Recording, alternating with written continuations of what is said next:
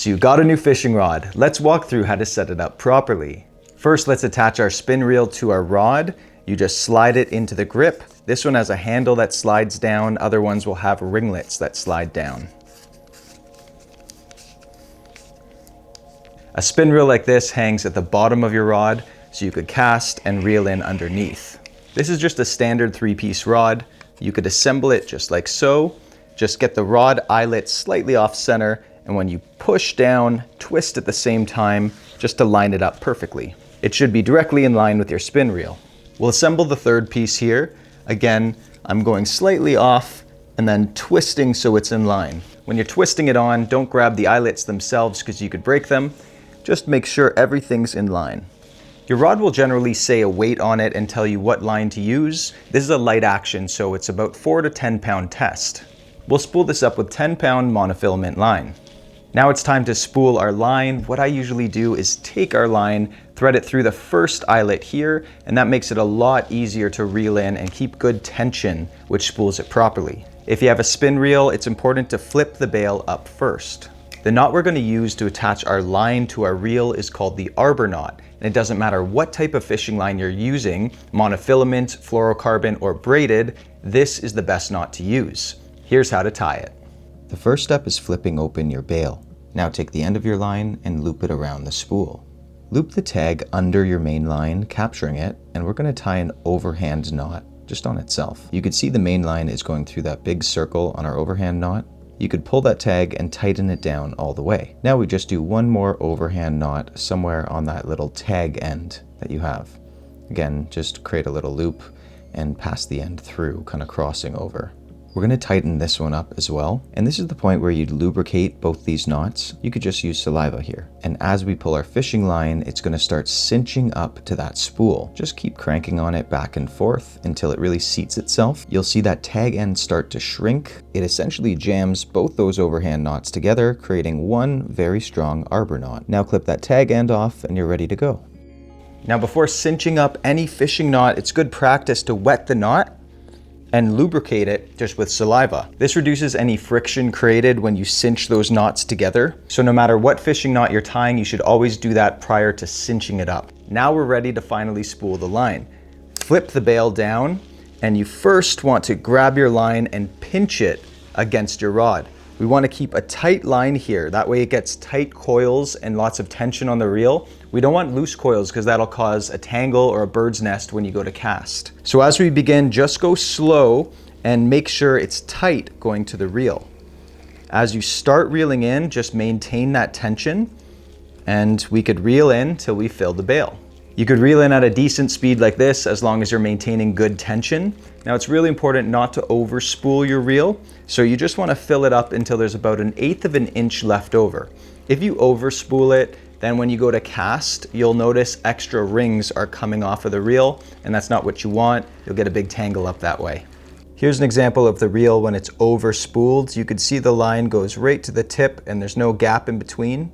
What happens is when you go to cast, see there, all the line just comes off and these coils start overlapping and coming out. And here's a reel that's been spooled properly. You can see there's about 1/8 of an inch gap. Now that the reel is spooled up, let's thread the line through the remaining eyelids and tie on our hardware. If you're using baits like spinners or spoons that swivel around in the water, you're going to want to tie a swivel onto the end of your line. If you don't tie a swivel, those baits spin in the water and end up spinning your line, and it leads to further tangle ups. I prefer using a snap swivel. Now there's a number of advanced knots we can tie here, but I'm going to show you the one that I learned when I was young, and it's called the clinch knot. We just go around our finger and wind up. I like to do 7 times. Lucky number 7. Again, before cinching any knots, you just want to lubricate that and cinch it down. This is the way my dad taught me when I was young, and I've used it ever since on both swivels and hooks. Start by threading through the eye of your hook or swivel. I like to put my left middle finger right on the inside there against the hook eye. Now we simply wind around our main line. On most fishing line, do 6 or 7 twists. Because this rope is thicker, I could only get away with about 4 or 5. When you're done your 7, slide it back through the loop around your middle finger and start pulling till there's no more loop. And this is the point where we'd lubricate using saliva. Grab your hook now and really cinch on it, and you'll see it pop right into place. you could clip the tag end off here. Here's an example of how a snap swivel works if you're using lures. You just snap on right to the lure, and no matter how much that spins and twirls, your line isn't going to spin. I love the snap swivels because you could easily switch your lure, use this one, take it off, switch to another one, throw it on. If you're just using worms and want to tie directly to a hook, we don't have to have a swivel here because this isn't going to spin in the water and tangle up your line. It's just going to lie flat. Again, you want to lubricate your knots and then cinch it up tight. Try to resist the urge to just bite off the tag. It's not a good habit to get into. Try to use scissors, or on the water, nail clippers are really good to use. If you're fishing worms and want to add a weight, just go about a foot above that hook, throw on your weight, and remember to resist the urge to bite down with your teeth. Instead, use pliers. Every fisherman should have pliers just to be able to remove hooks from fish. And there we have it, about a foot away from our hook. Now, if you're throwing a bobber on, this one's pretty easy to use. You just push down the top and it shows a little tiny hook there. Hook it onto your line. Now push the whole thing and you'll see a hook comes out at the bottom. We want to put that on our line too. And you could slide this along your line wherever you want it. If you're fishing a lake, keep it a few feet above the weight. If you're fishing a river, just keep that hook off the bottom of the river, so adjust it to the river depth. And every reel should have a drag mechanism. You'll turn it clockwise to tighten and you'll feel some resistance, or counterclockwise to loosen it up.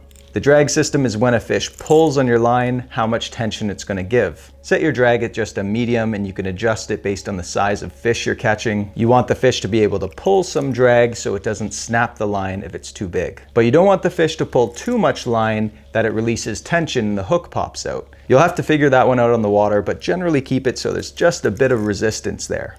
Now your new rod is set up and you're ready to get out there fishing. Good luck out there, and if you want to learn any advanced knots or outdoor education like survival, camping, and bushcraft, we've got it all on the Bear Essentials YouTube channel. I'm your friend DJ with the Bear Essentials, and thanks for stopping by.